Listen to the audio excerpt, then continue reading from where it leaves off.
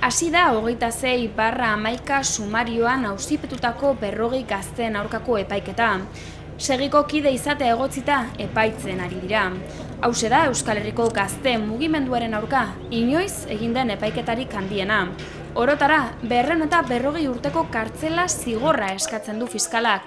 Batik bat, inkomunikazio aldiko deklarazioetan oinarrituta. 2009 urtean atxilotu eta torturatu zituzten, orain epaituko dituzten 40 gazteak. 11 telebistak irailaren 29an, Lekeition, epaiketak salatzeko ospatu zen libregunean, eurekin izateko aukera izan zuen. Bere garaian beste lagun eta kideakin batera, Guardia Zibila etorri zen nire bila etxera.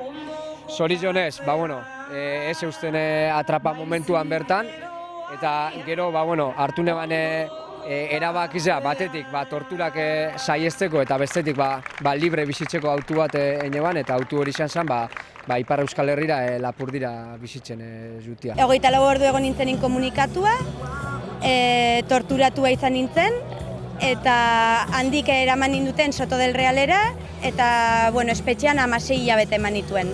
Guztira eman ditut ere espetxean urte terdi bat, eta azaroa hasieran edo, 2010ko azaroa hasieran izan nintzen ere, balintzapean edo aske geratu nintzen. Epaiketa esan bezala gaur hasi da. 3 saio egingo dituzte, goizeko 10:00 hasita, gaur bihar eta etzi. Ondoren, azaroaren 25, 26 eta 27 eta abenduaren 9, 10 eta 11 daude jarrita auzi saioak, baina gehiago ere izan litezke.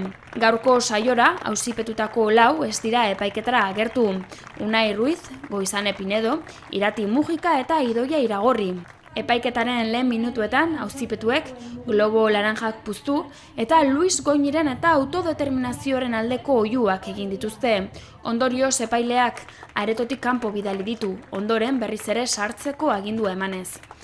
Luis Barroso fiskalak 9 urteko kartzela zigorra eskatu du 9 auzipetuentzat.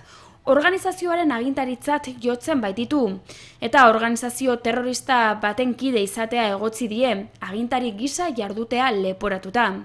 Gainontzekoentzat 7 urte eskatu du, kide izatea egotzita, ez agintari.